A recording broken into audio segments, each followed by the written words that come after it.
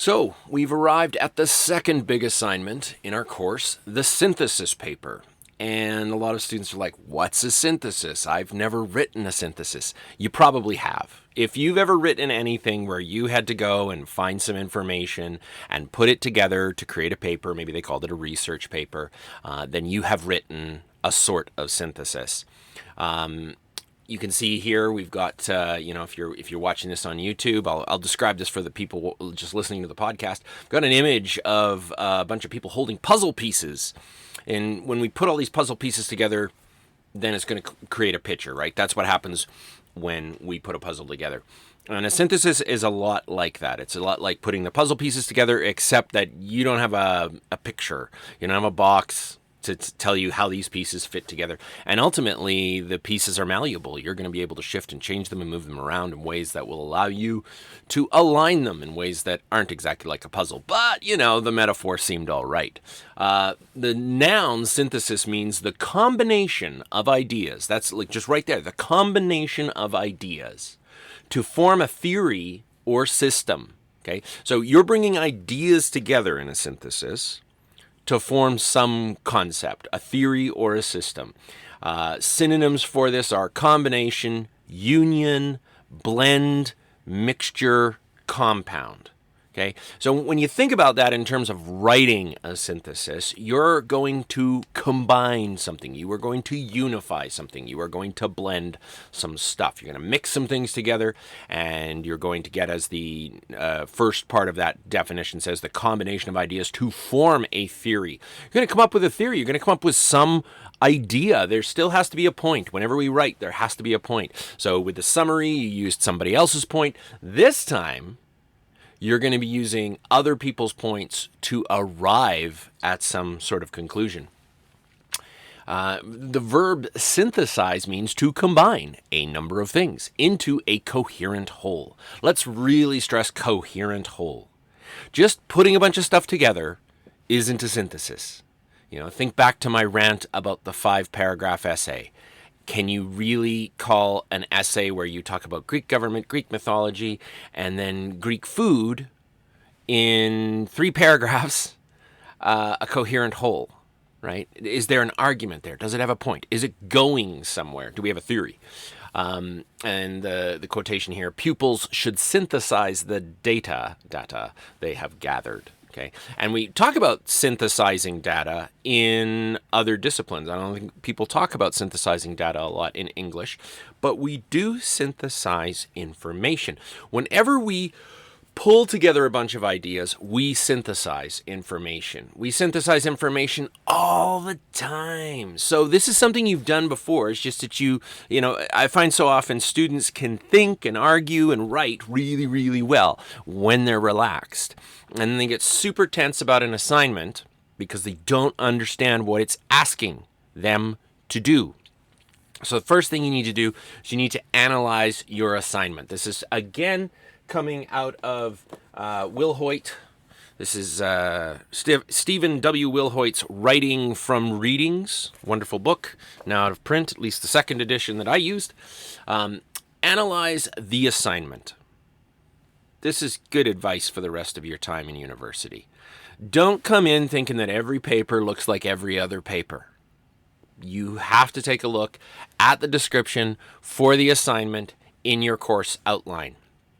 So don't overlook the necessity of checking what your prof has told you need to be doing, right? Analyze the assignment. What am I being asked to do?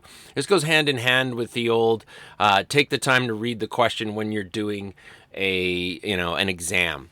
So your synthesis says, write an informative synthesis, because Will Hoyt talks about informative syntheses, and he also talks about argumentative synthesis, but he talks about the informative synthesis, and that's what you need to do using one of the following essays: Godzilla and Post-War Japan Lunch Keynote Address by William Tsutsui, or The Shock of the Atomic Bomb and Japan's Decision to Surrender, a Reconsideration by Sadao Asada. You will bring that article. So you're going to choose one of those articles. You're going to choose either Tsutsuy's article or you're going to choose Asada's article. And really at this point, you're already in your streams doing Hiroshima or Godzilla, but you're going to bring that article, as I say, into conversation using some of the language from they say, I say, with the article you used for your summary to answer the question, what do we learn when we force these voices into conversation with each other? Do they agree? Do they disagree? Are they going to get into a cage match fight?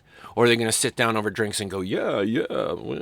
Because they might not necessarily, disagree. And they may agree in some areas and disagree in others. And you're going to synthesize their information to answer that question. What do we learn when we force these voices into conversation with each other? So you take a look at that, and that tells you what you need to be doing, right?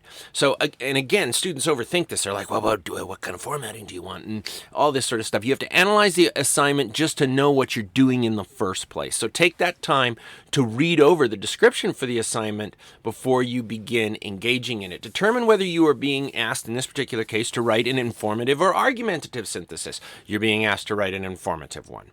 Now, that doesn't mean that your synthesis won't have a point. It just won't be yours. So once again, I'm muzzling you. Why am I doing that? Because I want you to know what they say before you say what you say. I want you to do genuine research before you generate your own thoughts about this stuff. Okay?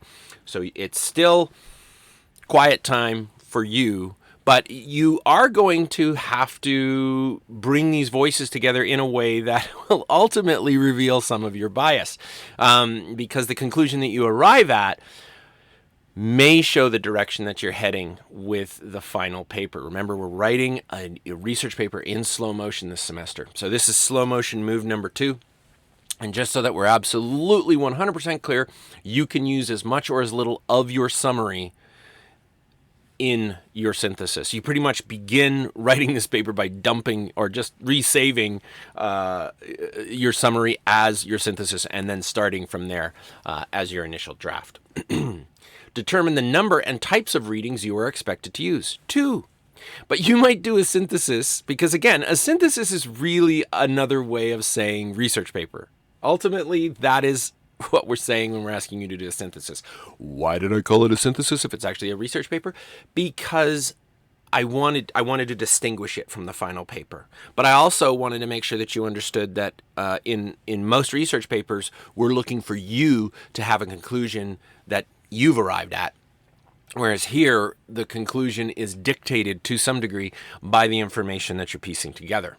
Okay, so determine the number and types of readings you're expected to use. You're expected to use 2, and they are scholarly secondary sources. And because I haven't talked about scholarly secondary sources yet in any of the recordings, I want to make sure that I do it here, even though I've already done it in the classroom. So in our synchronous times together, we've talked about what a scholarly secondary source is, but it's not a bad idea to review this stuff. What do we mean by a scholarly secondary source? Well, a primary source would be, say, a movie. You might have a movie like the classic Cat People. Okay, so I have a classic movie, Cat People, and then I might have a book about that.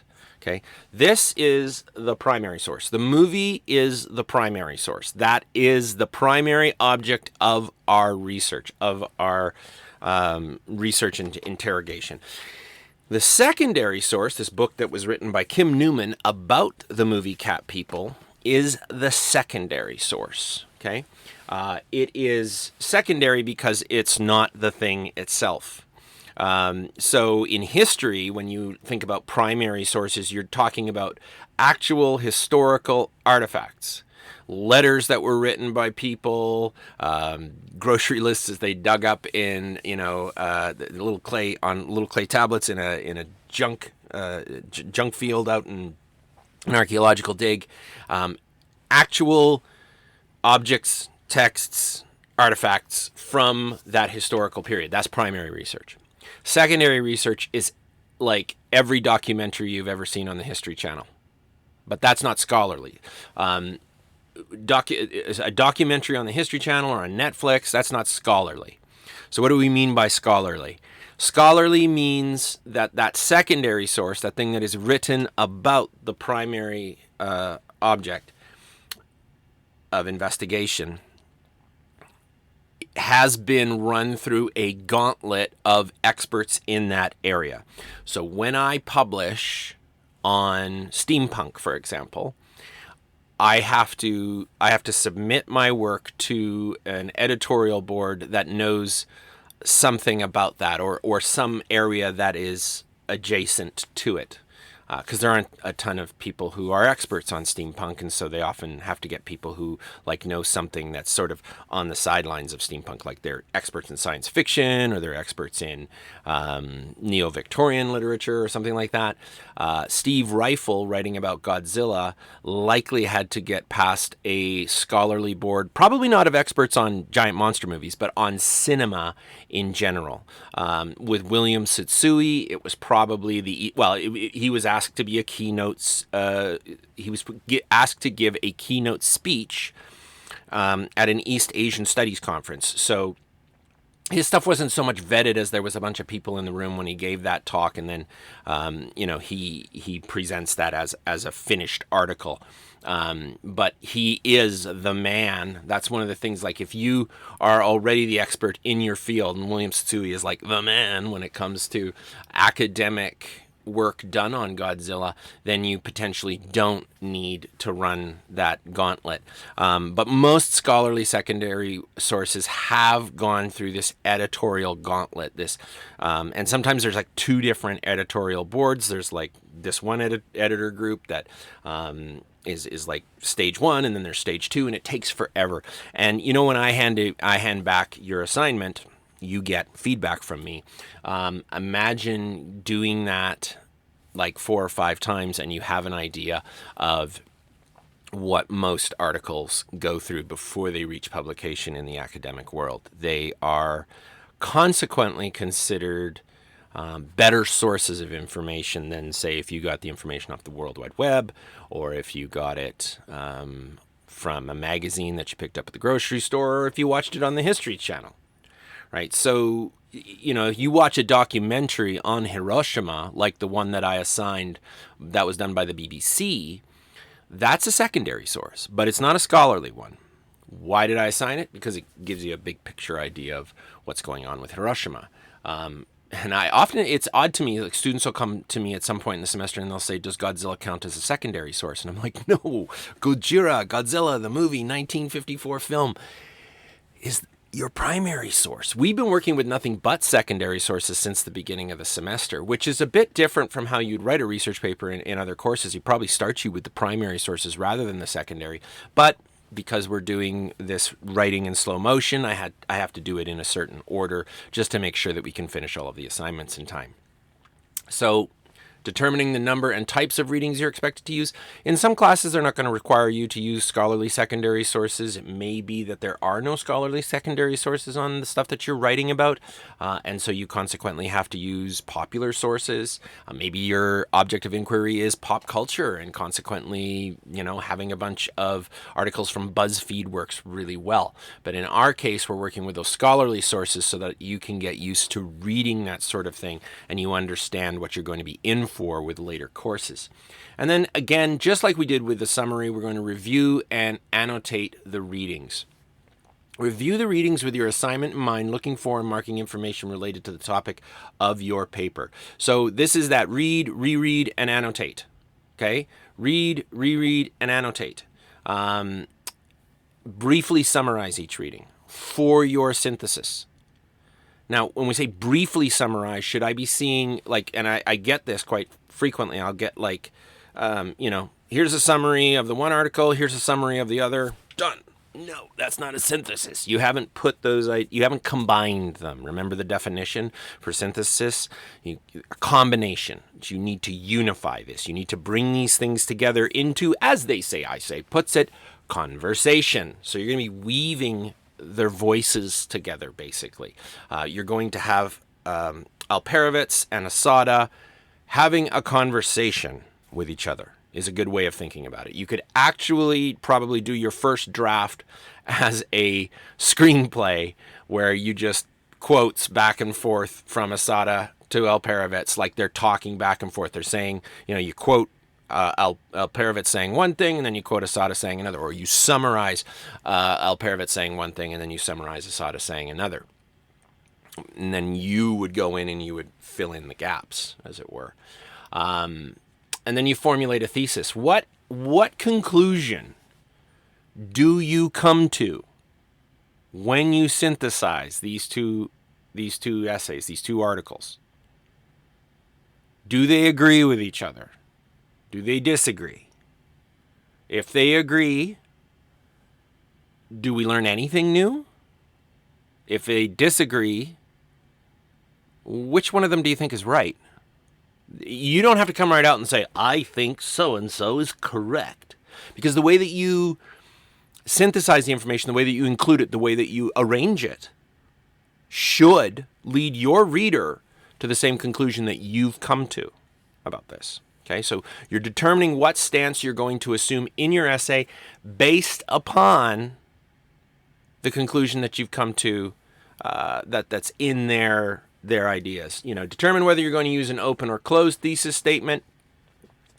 We're going to talk more about thesis statements in upcoming lectures, but like an open thesis statement has this sense of like, well, there might be room for us to explore.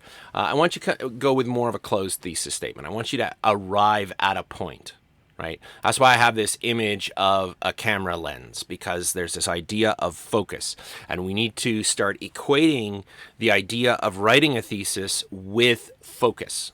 What's the focus of your paper? Because just like with the summary, you couldn't include everything. You won't be able to include everything in the synthesis. You can't have all of Alperovitz's argument and all of Asada's argument. What you're going to do is play a game of connect the dots. Where are they talking about the same thing? And then you do the same thing. If you're in the Godzilla track, you do that with Tsutsui and Rifle. You connect the dots between their ideas. Where are they talking about the same things? Now, some of the areas you might have to go wander out into the differences just to explain potentially why you side with one or the other, or what, if they're in agreement with each other, is there something new that emerges from their agreement? And I'm being very cagey about, do they agree or disagree, which one is which with these articles, because we're going to be discussing this in our upcoming synchronous times, the times that we're together. And I don't want to, no spoilers, right? I want you guys to be thinking about this. I want you to be contemplating. Do they agree with each other? Do they disagree? Where are they talking about the same information? Okay. And then you need to choose an organizational plan. You need to think about structure. And this is just good writing advice, period. I mean, you take what Wilhoit sort of breaks this all down into, and you're looking at a pretty decent writing process, right? Wilhoit begins with analyzing the assignment and then goes and says, review and annotate the readings. That's that, gathering information and determining focus of the planning stage.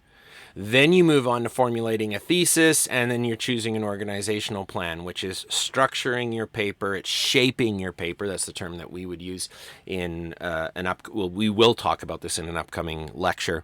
With the writing process, shaping is week number 2. Week number 1 is planning. Week number 2 is shaping. But we keep doing this over and over again. But you have to have a structure for your paper. All papers need structures. They need to have an outline, a plan, some way that this coheres and goes somewhere, like a map. So decide how you will order the ideas you will develop in your essay, and decide whether or not you will present your ideas using a block or alternating format. Nope, you don't get to decide. You will be using an alternating format. The block format doesn't work with these particular sources. And that's why I warned you off earlier of like summarizing all of Asada and then summarizing all of Alperovitz and going, there you go, that's the synthesis. No, it's not. No, it's not. No, it's not. Synthesis, synthesizing, combination, bringing these things together. I keep keep putting my hands together and weaving my fingers together, interlocking them to give you that sense of like, if this hand was Asada and I interlock it with my other hand, which is Alperovitz, you can see that the fingers are now stacked one on top of each other. Again, it's like that screenplay idea. Who goes first? Rifle gets to say something. Then Tsutsui says something. Then Rifle says something. Then Tsutsui says something. And please keep in mind that, again, you can't just go, oh, so I have one of them talk and then they have the other one talk and that's the assignment? No! You have to get them talking with each other on the same subject. It's not just like they're both spouting random shit about Godzilla. Okay? That's not a synthesis. That's not a combination. That's not a unified whole. That's not coherence. You have to analyze the work that you've been asked to do. You need to come up with an answer to the question, what conclusion will we arrive at if we get these two voices in conversation with each other? What new idea emerges from locking them together? Maybe it's not a new idea even. Maybe it's just the same idea, but now it's been reinforced. Okay? So you choose an organizational plan. And so, like, just going back for a second to formulating a thesis, you are formulating your thesis out of their theses.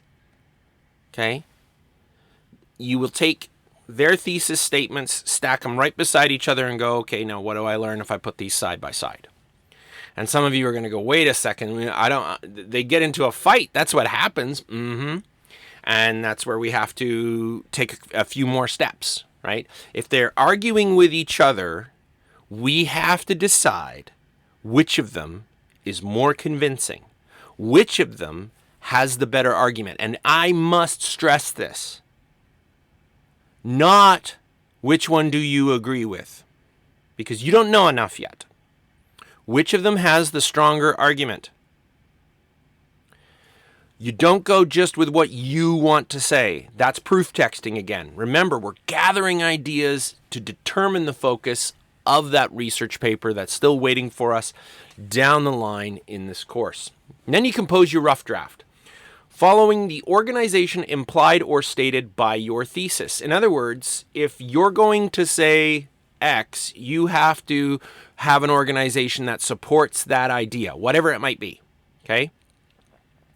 Then you summarize and combine, synthesize material from the source text to support your thesis. But again, you didn't arrive at that thesis out of the blue sky. You came to that thesis because you've read Asada and you had already summarized Alperovitz. And you know Alperovitz so well by this point that you literally, I'm sure, as you're reading Asada are going, wait a second, this is like what Alperovitz said.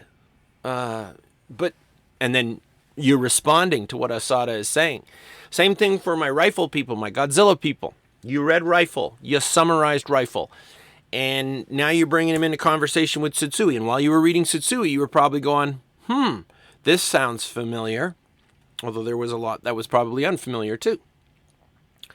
And then you're going to paraphrase and quote material as necessary. Let's say summarize, paraphrase, and quote material as necessary. And now, here's the first time that I get to say this, and I'm going to say it many times before the semester is over.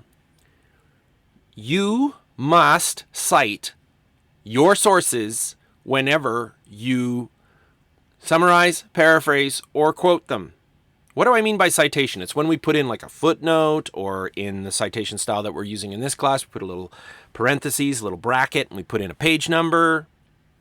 You must do that whenever you summarize, paraphrase, or quote. So many of my students think they only need to do it when they quote. No. In fact, it's even more important to do it when you summarize or paraphrase, because otherwise maybe your teacher doesn't know. Is that you or is that one of your sources? And then if they're like, well, I've read this before, that was Wilhoit or something, whoever it is, I know Rifle's work, then you could be accused of plagiarism. You don't want that. So just to cover your butt, you're going to cite. You are going to indicate that this is not your idea. This is someone else's idea. And remember that that's totally okay. It doesn't make you stupid to use other people's ideas. It makes you smart. Because you're like, I think this, and so does this expert, and so do these other 20 experts or 3 experts or however many you have in your back pocket. Add transitions, elaborations, clarifications, and connections where needed. Oof, can't stress this one enough. Again, students think, I just dump a bunch of stuff, I just take my summary and I'll shove it in here and then I'll summarize this other person. Just kind of slap it all together. And then they think they've done their due diligence. This has to flow. It has to move from one piece to the next. It can't just be idea, idea, idea, idea. Or we're back to that structure of Greek government, Greek mythology, Greek food. No connective tissue. We don't understand what the relationship is between those three things other than Greece.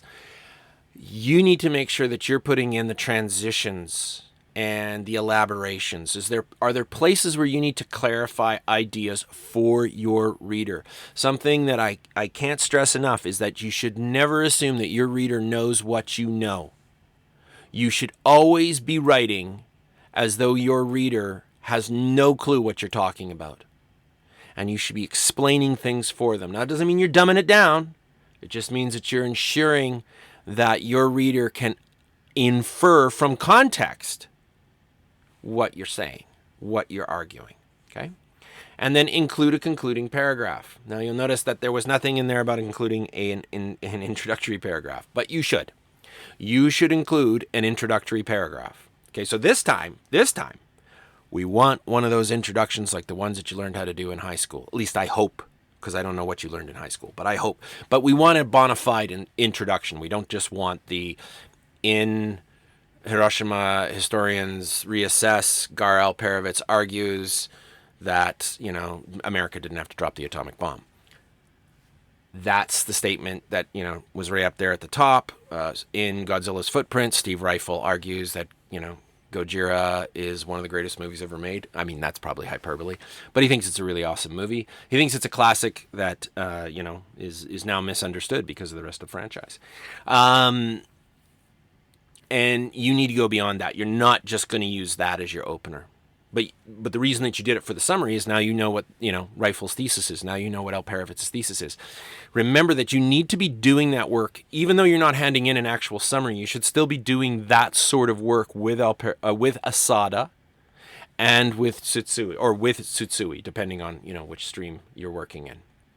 And then finally, you're going to rewrite and revise your synthesis. This is the last stage of the process, but it's one of these things that I got to hammer home with my students. There is an entire chapter on revision in They Say, I Say, and we'll be talking about it later in the semester, but it doesn't hurt you to read it now and take a look at some of the things that it recommends. Keeping in mind that Graf and Birkenstein are talking about an argumentative research paper, not necessarily an informational synthesis. But the reason that I'm calling it an informational synthesis, and this is the other thing, is that Will Hoyt's kind of like, well, it's just information and you're not really making an argument. I'm trying to differentiate you having an argument from them having an argument. I want you to replicate Asada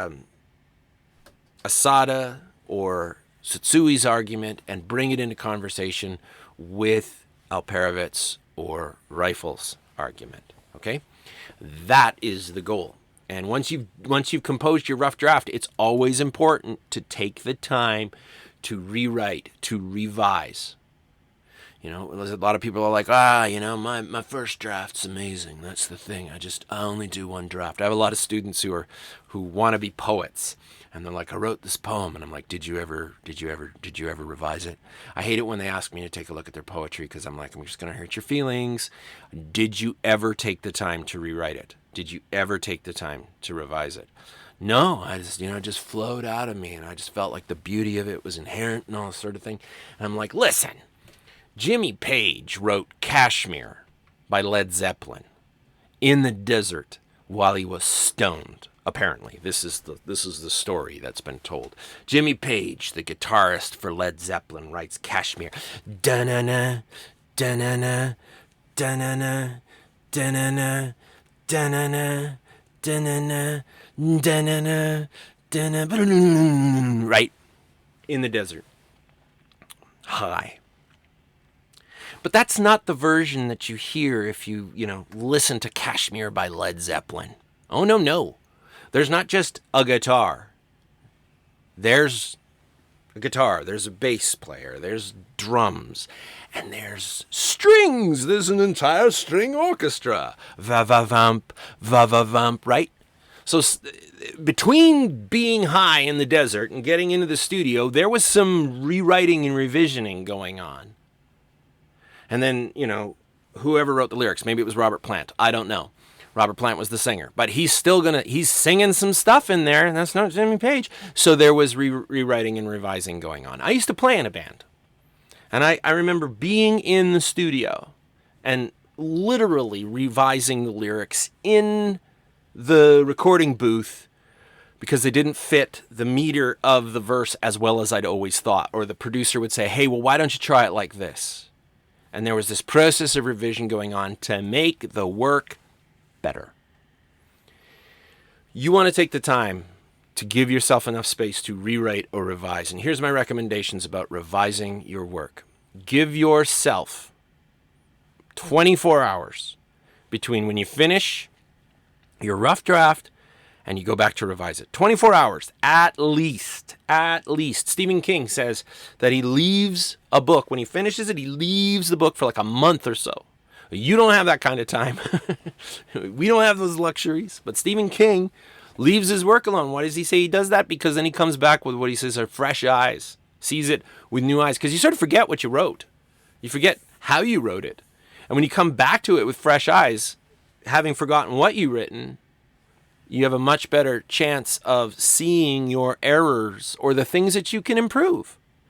So try to take about 24 hours in between writing your rough draft and coming back to revise your synthesis before you hand it in. Do not make the mistake of screwing yourself over by waiting until the 11th hour, literally the 11th hour, because you can hand this in right before midnight, right?